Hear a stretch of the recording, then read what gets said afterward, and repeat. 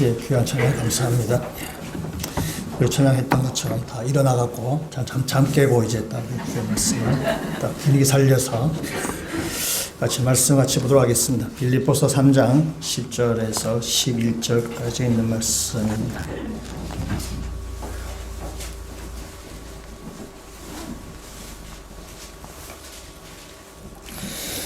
빌립보서 3장 10절, 11절 우리 두 절 말씀을 한 목소리로 같이 읽도록 하겠습니다.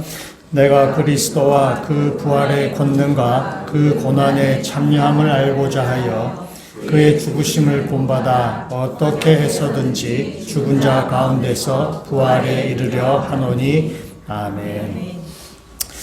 우리가 지난 주간에는 우리 고난 주간이었는데, 여러분 중에 어떤 분들은 이제 주님의 이 고난 주간에 주님의 고난에 참여하는 마음으로 교회 예배 자리에 참석하시고 또 금식하신 경우들도 있고, 또 여러분의 생활 가운데 좀 절제해야 되거나 또 여러분 유익을 좀 삼가해서 우리의 시선과 우리의 생각을 좀 예수께 픽스시켜서 고정시켜서 그래 보내신 분들 계실 것이고, 또 어떤 분들은 까마귀 고기 먹은 것처럼 새카맣게 잊어버리고 고난 주간인지 뭔지 아무 생각도 안 하고 여전히 자기 유익을 위해서 살아갔던 분이 없지 않아 있지 않지 않을까 하고 제가 한번 이렇게 생각해 보게 됩니다. 우리가 같은 시간대에 같은 하늘에 살고 있지만은 전혀 다른 삶을 사는 경우도 우리한테 있게 된다는 사실입니다. 그래서 이 부활주의를 맞이할 때에 각자 우리가 좀 어떻게 살았냐에 따라서 이 부활주의를 맞이하는 우리의 생각과 이 마음의 자세가 다르리라고 생각하고요. 같아서도 안 될 것이고 또는 같을 리도 없습니다. 그건 공의로운 것이 아니죠. 그래서 우리가 고난주를 어떻게 잘 지내에 따라서 이 부활주의를 다루는 자세가 남다를 것이라고 생각하게 됩니다. 그래서 여러분의 신앙들이 우리가 조금 더 성숙해져 가고 또 우리의 생각과 우리의 시야가 예수님께 또 이렇게 픽스되셔서 이렇게 살아가시는 주의 백성들 되시기를 축복합니다. 네. 또 여러분 어떻게 우리가 지난 살았던지 간에 우리 부활주일에 하늘의 은혜가 이제 참석한 모든 주의 백성들 가운데 임하기를 또 주의 이름으로 축복합니다. 네. 남태평양에 괌이라는 섬이 있습니다. 아주 유명한 관광지고요. 또 여러분 중에 가보신 분들도 아마 계실 것입니다. 그 괌에 그 마을에 이렇게 떠도는 이렇게 소문이 이제 있었습니다. 밀림에 괴물이 산다라는 그런 소문이 마을에 떠돌았습니다. 그래서 주민들이 옷이나 음식물이 좀 이렇게 자꾸 이렇게 도둑맞는 일이 자꾸 발생을 해서 이제 그 경찰에 신고했습니다. 그래서 경찰이 이제 수색을 해서 1972년에 한 노인을 그 밀림에서 이제 찾아내게 됩니다. 그 노인의 이름은 요코이 쇼이치라는 사람. 나이는 당시 발견할 때 58세였습니다. 그러니까 2차 세계대전 때 일본 나고야에서 이렇게 징집이 되어서 괌에 배치되었다가 그냥 홀로 거기에 남게 되어서 그 대나무 숲에 땅굴을 팔고 거기에서 28년 동안, 약 30년 동안 이제 혼자 산 것입니다. 그래서 그가 살았던 그 땅굴, 그 동굴을 요코이 동굴이라고 해가지고 이제 괌의 이제 관광지 가운데 지금 하나가 되었습니다. 그러니까 이 요코이 쇼이치는 전쟁에 참여했다 홀로 남게 되어서 전쟁이 끝났다는 소식을 듣지 못한 것입니다. 그래서 이제 산에 내려가면은 자기가 죽는 줄 알고 그렇게 해서 약 30년 동안 그 땅에 동굴을 파고 이렇게 혼자 버틴 것입니다. 그러니까 20대 후반에 군대에 들어가서 거의 60 다 돼까지, 그러니까 30년 동안 벌써 세상에서 혼자 산 것입니다. 우리가 잘 아는 것처럼 2차 대전이 끝나고 일본은 굉장히 경제적으로 굉장히 많이 발전했습니다. 그래서 세계 경제 대국이 되었고, 또 일본 어떤 국민들도 굉장히 생활 수준이 굉장히 발전된 가운데 살았습니다.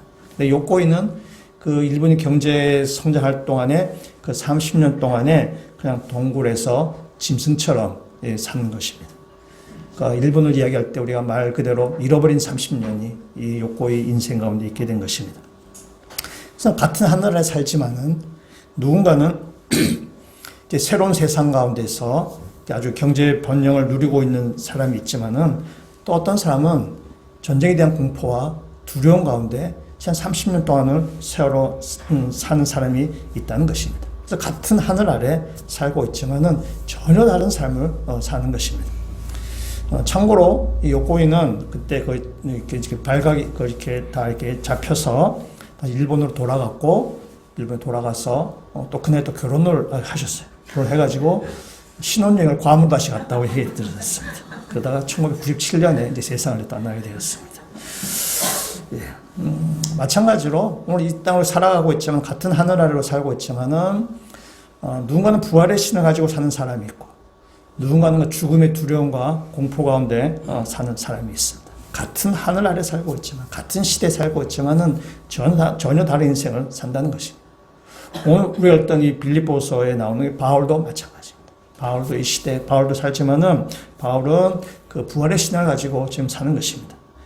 오늘 본문의 말씀 읽었는데, 말씀을 읽었지만 여러분이 뭐 대강은 무슨 뜻인지 알겠지만 이게 확 안 들어오실 수 있습니다. 그래서 제가 새 번역 성경으로 다시 한번 읽어보도록 하겠습니다. 귀로는 저희 소리, 이 새 번역을 들으시고 눈 열면 성경을 보셔서 이것이 무슨 뜻인가 한번 보시면 좋겠습니다. 10절 말씀 이렇습니다. 내가 바라는 것은 그리스도를 알고 그분의 부활의 능력을 깨닫고 그분의 고난에 동참하여 그분의 죽으심을 본받는 것입니다.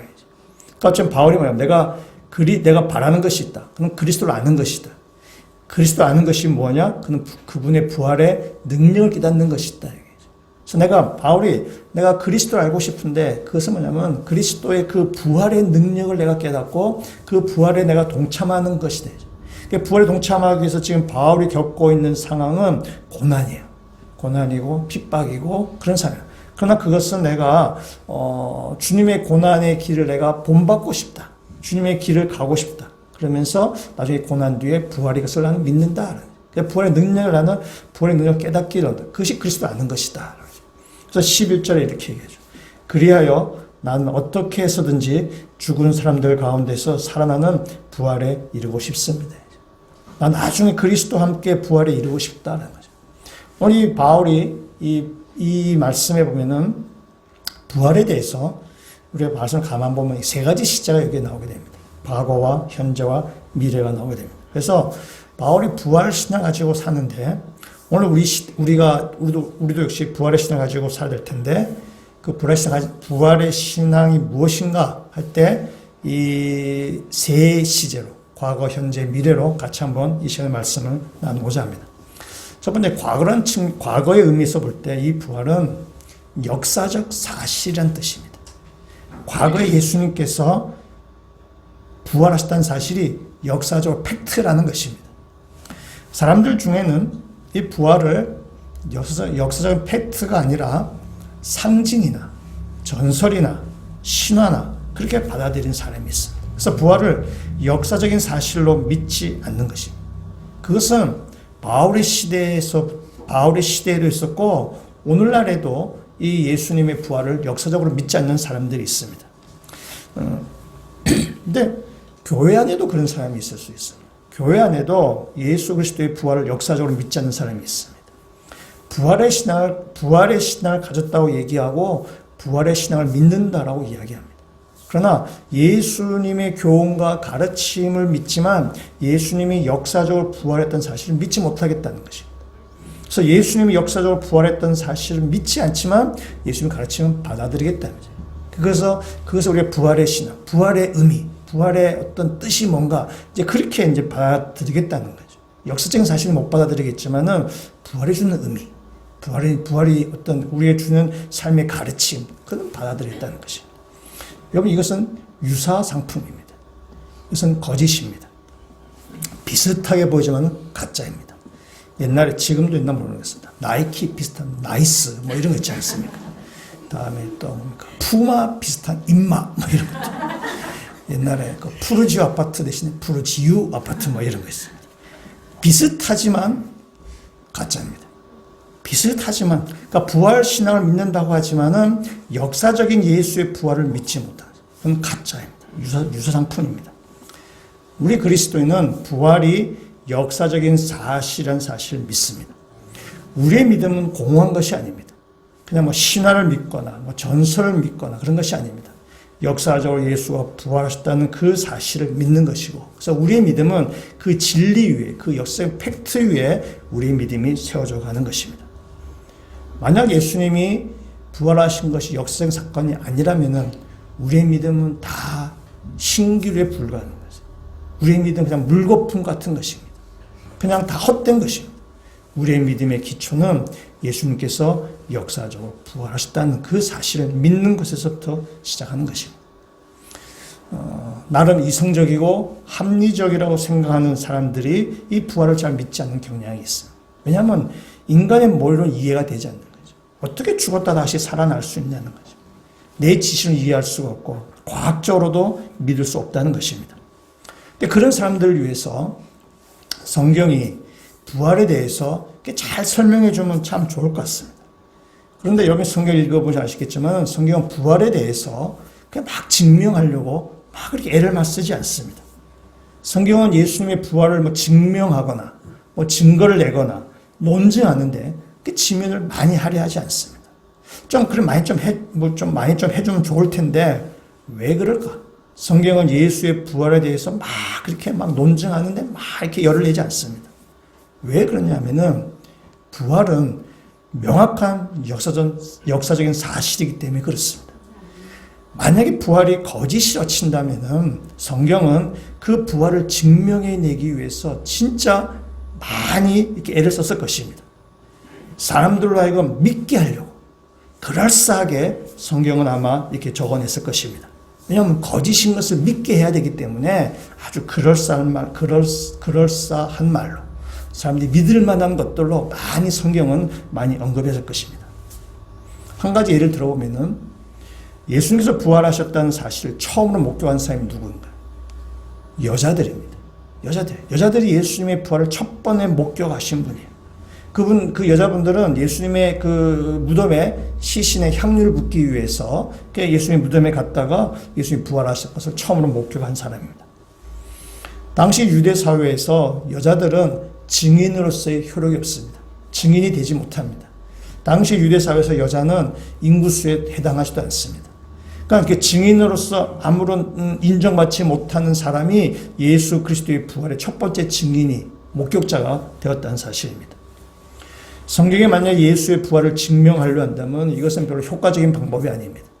왜냐하면 증인의 효력이 없는 사람을 증인으로 내세웠기 때문에. 정말 잘하려고 한다면은 빌라도가 예수님이 잘 있나 보러 갔다가 부활한 걸 보고 믿고 회개했다든지, 아니면 대제사장이 이 시신이 이놈들이 훔쳐가지 않나 싶어서 관찰 갔다가 예수 그리스도의 부활을 보고 대제사장이 회심하고 예수를 믿었다. 이러면 훨씬 공신력이 있고 믿을 만할 거예요. 근데 그렇게 했으면은 조금 있으면 바로 그것이 거짓으로 드러나겠죠. 그냥 빌라도나 대제사장은 예수를 믿지 않기 때문에. 그래서 성경은 부활을 증명하려고 하거나 부활을 해서 막 이렇게 논리적으로 막 설득하려고 막 이렇게 애를 쓰지 않습니다. 여자가 목격자라고 첫 번째 목격자로 말하는 것은 그건 부활을 묘사하는 것입니다. 부활이 역사적인 사실이 명확하기 때문에 부활이 어땠는가에 대해서 그냥 그걸 묘사할 뿐인 것입니다. 링컨 대통령이 했던 말로 우리가 알고 있는 아주 유명한 말이 있습니다. 이런 거죠.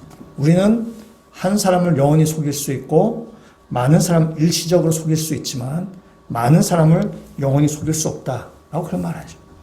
그 말은 참 어느 정도 100% 진리 아니겠지만 맞는 말인 것 같습니다. 우리가 부활에 한번 적용해 본다면 이렇습니다. 예수님 바울이 활동했던 시대부터 지금까지 2000년이 쭉 흘러오면서 많은 사람이 부활은 거짓이라고 믿을 수 없다라고 사람들은 이야기했지만은 그러나 지금까지 부활에 대해서 그것이 거짓이라고 말할 수 없다는 사실입니다. 안 믿을 수는 있지만은 그러나 부활을 그것이 거짓이라고 사람이 속을 수 없다는 사실입니다. 2000년 세월 동안에 그렇게 왔다는 겁니다. 여러분, 제 사촌 동생 가운데 미국 캘리포니아 주의 경찰로 있는 제 사촌 동생이 하나 있습니다. 이 친구는 이 친구 분야 어딘가 하면 CSI입니다. 우리가 말하는 과학수사, 이런 것입니다. 그래서 이 캘리포니아 남부 지역의 CSI 총책임자로 있는 친구인데, 이 친구가 그렇게 얘기해요. 옛날에 미제 사건, 해결되지 않은 사건도 조그만 증거가 있으면은 지금 다 밝혀진다고 얘기하더라고요. 그러니까 지금 현대 과학이 발달되고 첨단 과학이 발달돼서 조그만 증거가 있으면은 뭐 DNA 구조나 여러 가지 뭐 해서 다 밝혀낸다는 거예요. 단지 증거가 이제 있으면 된다는 거죠. 증거가 없어서 그러지 못하는데 뭔가 흔적만 있으면 다 밝혀낸다는 거죠. 많은 사람을 영원히 속일 수는 없는 것입니다. 만약 부활이 거짓이라면은 2000년 동안에 이것을 사람들이 속일 수 없다는 것입니다. 그러면 재미난 얘기는 아까 링컨이 한 말이 있잖아요. 링컨이 한 말이 있는데 이거 어떤 사람이 조사를 했습니다. 이것이 과연 링컨이 했던 말인가? 조사를 했습니다. 그래서 링컨이 한 말, 처음으로 한 말이 아니라는 사실을 지금 증거를 제시했습니다. 프랑스의 자크 아바디라는 목사이면서 작가였던 분이 있는데 그분이 책에 나온 내용을 해요. 그래서 링컨이 그 책의 내용을 인용했거나 아니면 그 책의 내용을 자신의 말로 소화해서 말했을 수는 있지만, 그러나 그 말이 링컨이 처음 했던 말은 아니다라는 것을 이제 밝혀냈습니다. 링컨은 그 말대로 많은 사람을 영원히 속일 수 없는 것입니다. 부활은 과거에 실제로 있었던 역사적인 사실입니다. 우리는 그것을 믿는 사람들, 그 믿음 위에서 우리의 부활 신앙은 시작된다는 사실입니다. 여러분, 역사적인 예수님께서 부활하셨다는 사실이 역사적인 팩트라는 사실, 역사 분명한 사실을 믿으시는 그 믿음 위에서 여러분의 신앙이 시작되시기를 주의 이름으로 부탁드립니다. 두 번째, 미래 관점에서 보면은 이 부활은 소망입니다. 인간에게 있는 가장 큰 슬픔, 아픔, 고통, 그건 죽음입니다. 죽음은 피할 사람이 아무도 없습니다. 그리고 인생의 마지막에 우리는 다 죽음이 우리를 기다리고 있습니다. 아무도 피할 사람이 없습니다. 이 죽음은 정말 잔인한 것입니다. 우리 가장 큰 고통인데, 죽음은 하나님의 속성하고는 정반대입니다. 하나님의 속성은 여러 가지, 하나님은 사랑이시죠. 하나님은 사랑이시다. 사랑은 이런 거죠. 사랑은 나누면 나눌수록 더 기쁨이 커지는 것입니다. 사랑은 함께하면 할수록 행복이 더 커지는 것입니다. 그래서 사랑은 여러 사람을 기쁘게 하고 행복하게 하고 그 사랑을 통해서 더 많은 사람이 참 기뻐하고 유익을 누리게 되는 것입니다. 근데 죽음은 사랑하면 사랑할수록 더 고통스럽습니다. 사랑하면 사랑할수록 더 그 슬픔을 주체할 수 없습니다. 많이 사랑할수록 더 고통스러운 것입니다. 내가 많이 사랑했던 사람과 죽음으로 헤어질 때 그 고통은 너무나 큰 거죠. 그래서 사랑하면 사랑할수록 그것이 더 커져야 되는데 죽음은 우리가 사랑을 하면 사랑을 할수록 더 우리를 고통스럽게 하는 거죠. 사랑할수록 더 우리를 슬픔에 잠기게 하는 것입니다. 우리 한국 현대사회에서 있었던 사건들이 있습니다. 세월호 사건, 천안함 사건, 이태원 참사. 이런 데서 그 부모들이 사랑하는 자녀들을 잃었습니다. 우리 그분들 앞에서 별로 이렇게 할 말 사실 없습니다. 전 국가적인 애도의 그 상들이었어요. 우리 그분들에게 자녀를 잃은 부모에게 우리가 무슨 말로 위로할 수 있겠어요? 아무 말도 위로가 되지 않습니다. 죽음이라는 것은 이처럼 우리의 기쁨, 우리에게 행복, 우리의 생명, 우리의 활력을 다 앗아서 가버리는 것입니다. 죽음은 사랑하는 사람과의 이별이에요. 죽음은 사랑하는 사람과의 헤어짐이에요. 이것을 이길 사람이 아무도 없는 것입니다. 이 죽음을 극복할 수 있는 사람이 아무도 없는 것입니다. 우리의 이 고통과 슬픔과 이 아픔을 해결해 줄 수 있는 사람이 아무도 없는 것입니다. 그러나 주님이 말씀하시죠. 부활은 끝이 아니란 사실을 우리에게 알려주는 것입니다. 부활은 죽음이 마지막이 아니란 사실을 우리에게 알려줍니다. 이 땅에서 우리는 죽음으로 인생을 마무리할 수 있지만은 그러나 죽음 위에 우리는 새 세상이 우리에게는 기다리고 있습니다. 그래서 부활은 이 세상이 전부가 아니고 미래에 새 하늘과 새 땅이 있음을 우리에게 지금 말하고 있습니다. 그래서 부활은 미래에 대한 소망입니다. 우리가 다시 살아날 것이라는 소망이에요. 우리가 사랑하는 사람과 다시 만날 수 있을 것이라는 소망입니다. 헤어진 사람과 다시 만나서 기쁨을 누릴 수 있다는 소망이 바로 부활이 주는 미래에 대한 메시지예요. 우리가 죽음 우리를 사람을 헤어놓게 하지만 그러나 그것이 끝이 아니라 부활이 있음을 통해서 우리가 다시 사람을 만나게 되고 사랑하는 사람과 다시 기쁨을 누릴 수 있게 되는 그 미래의 소망이 바울이 우리에게 주신 부활에 대한 약속입니다. 부활은 사망 권세를 이깁니다. 예수님의 부활이 예수님께서 부활하셔서 사망 권세를 이긴 것처럼 우리도 사망 권세를 이기게 될 것입니다. 예수님이 사망 권세를 이기고 사탄을 이렇게 하나님께서 이렇게 물리치신 사건이지만 예수님의 부활은 또한 동시에 우리들에게도 부활이 있을 것을 미리 보여주는 사건입니다. 그래서 성경은 바울은 이렇게 얘기하죠. 예수님의 부활을 부활의 첫 열매다라고 이렇게 이야기하고 있습니다. 고린도전서 15장 20절에서부터 22절에 이렇게 이야기하고 있습니다. 우리 앞에 한번 같이 한번 읽어보도록 하겠습니다. 그러나 이제 그리스도께서 죽은 자 가운데서 다시 살아나사 잠자는 자들의 첫 열매가 되셨도다. 사망이 한 사람으로 말미암았으니 죽은 자의 부활도 한 사람으로 말미암는도다. 아담 안에서 모든 사람이 죽은 것 같이 그리스도 예수 안에서 사람이 삶을 얻으리라. 아멘. 우리 바울이 얘기하죠. 아담의 타락으로 인해서 우리 모든 사람은 다 죽음에 이르게 되었습니다. 다 죽음의 권세 아래에 놓이게 되었습니다. 한 사람도 예외가 없습니다. 그러나 이 예수 그리스도가 이 죽음의 권세를 이기고 부활하셔서 우리도 역시 나중에 죽겠지만 우리 다시 부활할 것이라는 것을 예수님의 부활을 통해서 우리에게 보여주시는 것입니다. 예수님의 부활이 첫 열매가 되시는 것입니다. 우리도 나중에 다 부활할 것입니다. 부활해서 우리가 잃었던 것들, 잃었던 기쁨, 잃었던 그 복들을 다시 누리게 될 것입니다. 그것이 미래에 대한 부활에 대한 우리에 대한 약속입니다. 예수님께서 십자가에 이르시기 전에 제자들에게 내가 순환당할 것이라고 3번 미리 말씀하셨습니다. 근데 예수님이 순환 예언을 할 때에 내가 순환당하고 내가 고난받고 내가 죽는다라는 것만 말하지 않습니다. 거기에는 내가 순환받지만 3일 뒤에 나는 살아날 것이다 라고 예수님은 분명하게 말씀하십니다. 그래서 순환으로 끝나는 것이 아니라 다시 부활할 것을 말씀하시는 것입니다. 십자가와 말씀하시지 아니하고 다시 살아날 것을 주님께서는 약속하신 것입니다. 사망 권세를 이기실 것이라고 주님은 말씀하신 것입니다. 우리는 언젠가는 죽게 될 것입니다. 우리는 다 죽음을, 그래서 우리는 다 사람들 잘 생각하지 않으려고 합니다. 죽음을 다 이렇게 무시하고 생각하지 않으려고 합니다. 그러나 언젠가 우리는 다 죽게 되어 있습니다. 그 때문에 우리는 죽지만 다시 살아날 부활의 소망을 가지고 사는 것입니다. 그것이 미래에 대한 우리의 소망인 것입니다. 근데 우리가 미래에 우리가 다시 부활할 것을 우리가 믿지만, 그러나 그것만 우리가 믿는 것이 아니죠. 부활이라는 것이 죽음 이후에만 우리 가운데 일어나는 그런 우리의 복이고 우리의 생명이라는 것이 아니라, 부활은 지금 이곳에서도 우리에게 영향을 미친다는 것입니다.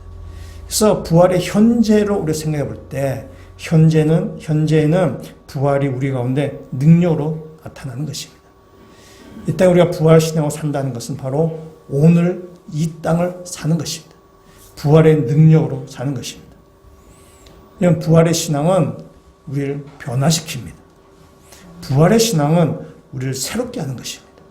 왜냐하면 우리가 이 땅의 삶이 전부가 아니라 우리가 죽음 뒤후에 또 새하늘과 새 땅이 있다는 걸 알기 때문에, 그 믿음과 그 소망이 있기 때문에 오늘 이 땅의 삶은, 우리 삶은 변화가 일어나는 것입니다.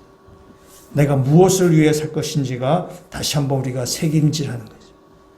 인간의 무게중심이 이 땅이 아니라 하늘에 두고 있기 때문에, 그렇기 때문에 미래에 우리가 죽은 뒤에 천국 가겠지만, 그러나 그걸 믿기 때문에 우리의 무게중심이 하늘에 있어서 이 땅에서의 삶의 변화가 일어나게 되는 것입니다. 우리의 정체성이 무엇인가가 다시 한번 깨닫게 되는 것입니다. 그래서 우리가 이 땅에서 우리가 어떻게 살아야 될지, 우리가 무엇을 해야 될지를 다시 한번 결단하게 되고, 이 땅은 어떻게 살아간지를 다시 한번 결심하게 되는 것. 그래서 부활의 능력으로 우리가 이 땅을 살아가는 것입니다. 영웅이라는 영화가 있습니다. 안중근 의사에 대한 그런 내용의 영화인데요. 안중근 의사가 이토 히로부미를 이렇게 살해한 다음에 붙잡혔습니다. 그래서 이제 일본 그 재판정에 서게 됩니다. 그래서 1심에서 아마 사형을 언도받는 그렇습니다. 사람들은 안중근 의사가 한 일이 정당한 일이라고 그래서 항소해라고 뭐 정당방위라든지 뭐 이렇게 항소해라고 막 이야기합니다. 그때 안중근의 어머니 조마리아 여사가 아들에게 편지를 보냅니다. 편지에 이렇게 되어 있습니다. 네가 항소를 한다면 그것은 일제에게 목숨을 구원하는 것이다. 옳은 일을 하고 받는 형이니 비겁하게 삶을 구하지 말고 대의에 죽는 것이 어미에 대한 효도이다. 이렇게 편지를 보냅니다. 세상에 어느 부모가 자기 자식을 죽음에 내본 부모가 어디 있겠습니까? 조마리아 여사라고 별 다르지 않죠. 이 조마리아 여사 역시 아들 보고 싶지만 그러나 그 개인의 사사로운 감정을 누르는 것입니다. 지금 무엇을 해야 되는지 어떤 것이 올바른 길인지를 아는 것입니다.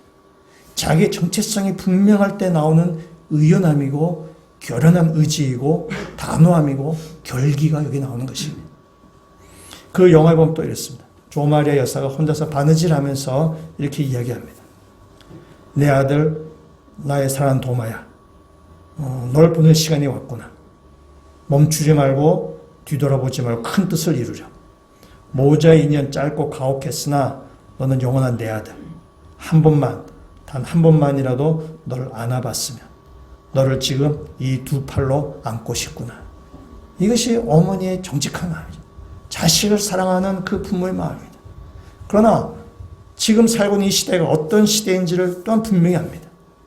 식민지 시대를 살지만 대한민국 국민이란 정체성을 알고 미래에 이 대한민국이 독립할 것이라는 나라를 소망하며 이 현재를 대한민국 백성으로 살아가는 그 정체성을 가지고 사는 것입니다. 그렇기 때문에 개인적인 어머니와 아들 간의 정이 있지만 그것을 누르고 더 큰 뜻을 향해서 지금 나아가는 그런 모습인 것입니다. 이건 부활신앙은 바로 이런 것입니다. 부활신앙은 이 현재 우리가 어떻게 살 것인가를 말해주는 것입니다. 그래서 이 역사적인 부활이 있었던 사실을 우리가 믿고 다음에 우리가 미래에 나도 부활할 것이라는 사실을 내가 또 소망하지만 그렇기 때문에 오늘 이 현재를 내가 부활의 능력으로 살아간다는 사실입니다. 예수님께서 부활했다는 사실은 지금도 살아계시다는 뜻입니다.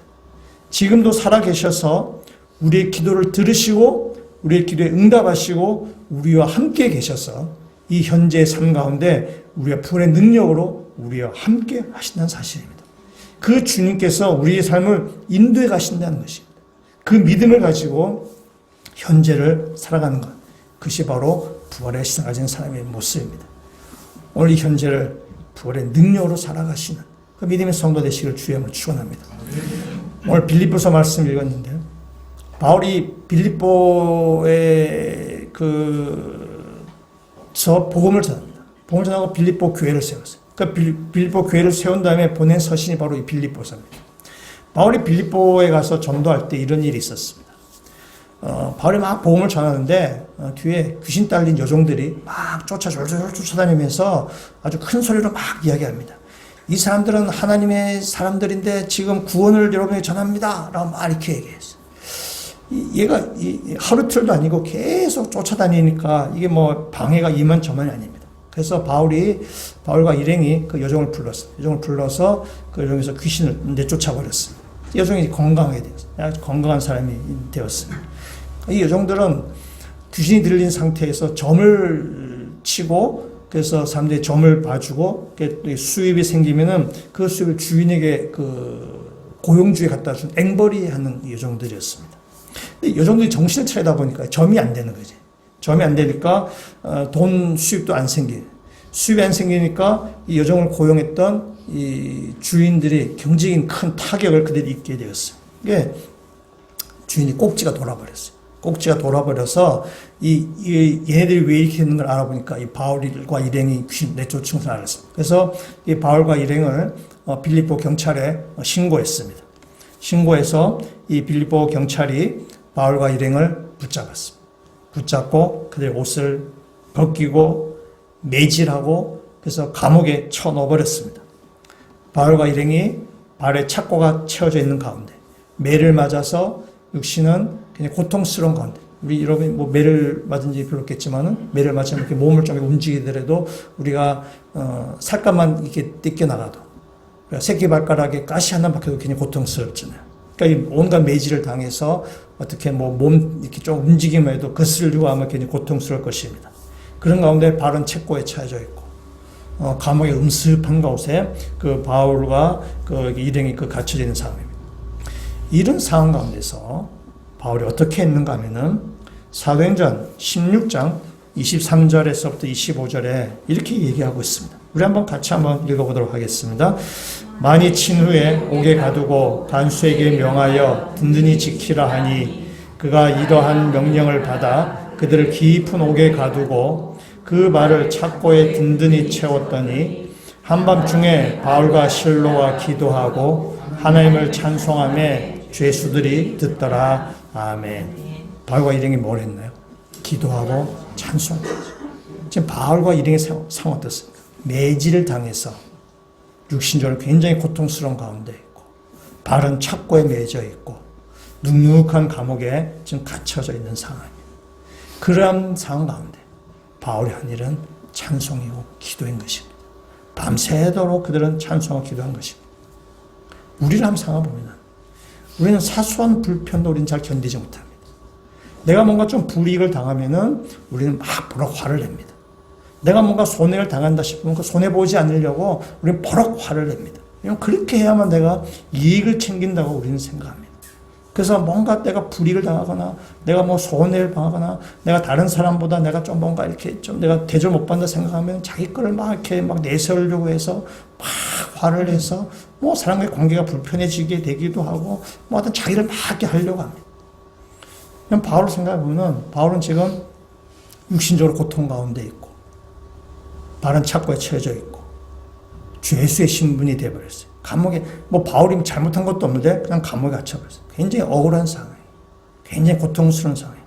난 바울은 여기서 화를 내거나 분노하는 것이 아니라 그 시간에 찬양하는 것입니다. 기도하는 것입니다.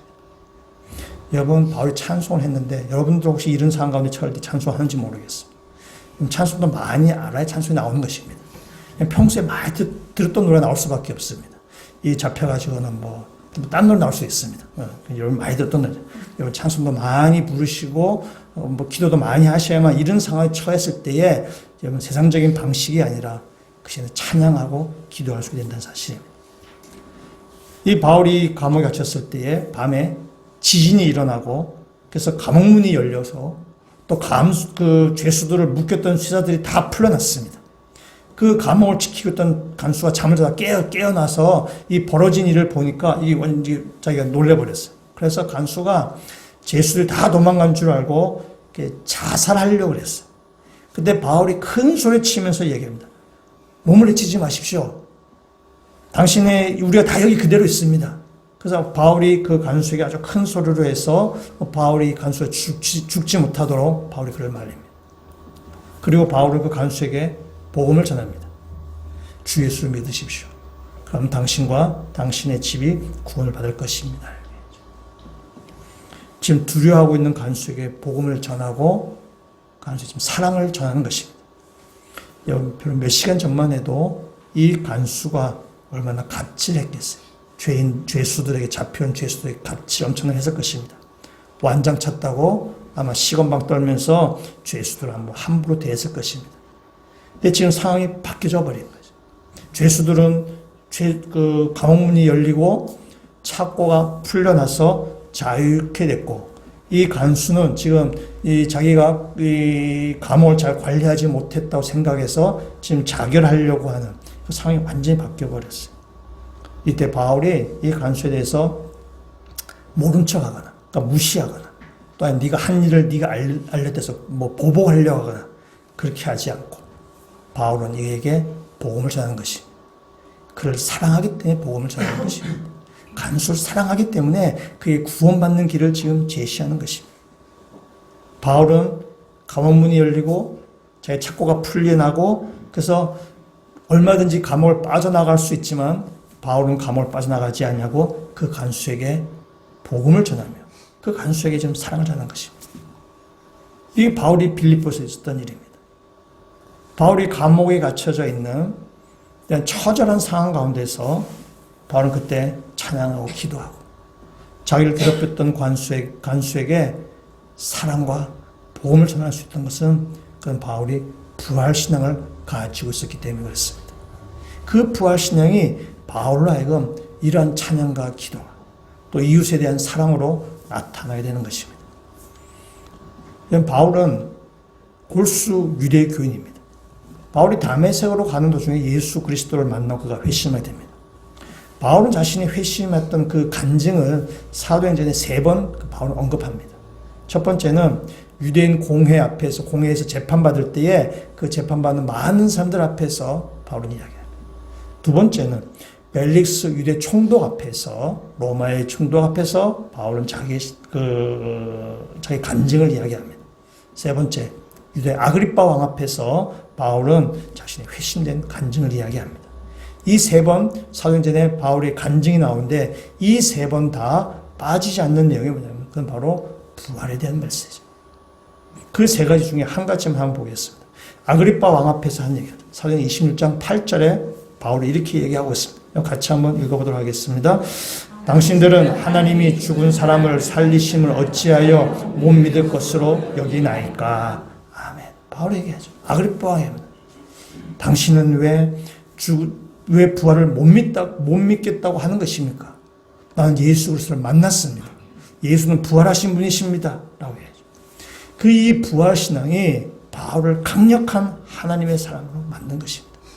그래서 감옥과 같은 그런 처절한 환경 가운데도 낙심하거나 분노하거나 화내지 아니하고 찬양과 기도로 나가는 것이고 자기를 괴롭혔던 관수 앞에서도 이웃을 향해서 사랑으로 복음을 전하는 것입니다. 그것이 바로 부활신앙 가지고 있는 바울의 현재의 모습이죠. 부활의 능력이 바울을 통해서 찬양과 기도로, 사랑으로 이렇게 드러나게 되는 것입니다. 우리는 부활신앙 가지고 사는 사람들입니다. 우리는 과거에 예수님께서 부활했던 역사적 사실을 믿습니다. 또한 동시에 미래에 우리 다시 부활할 것을 우리는 소망합니다. 또한 현재 그 믿음을 가지고 이 땅 가운데 부활의 능력으로 이 현재를 살아가는 것이 바로 우리의 모습이 되는 사실입니다. 자, 설교 시작하면서 욕고의 동굴을 말씀드렸습니다. 전쟁이 끝났다고 소식을 듣지 못해서 그 깜깜한 동굴 가운데서 의미 없는 세월을 보낸 사람이 있을 수 있습니다. 그러나 전쟁이 끝나고 평화로운 가운데에서 많은 것을 누리며 사는 사람이 있습니다.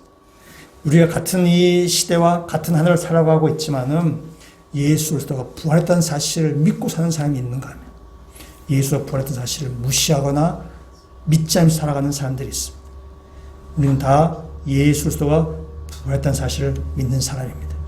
여러분의 삶 가운데 부활의 신앙으로, 부활의 능력으로 현재를 살아가셔서 아직도 부활의 감격의 뉴스를 모르는 사람들에게 부활의 능력을, 부활의 그 생명을 세상 가운데 전하는, 그 살아가시는 믿음의 성도 다 되시기를 주님의 이름으로 축원합니다.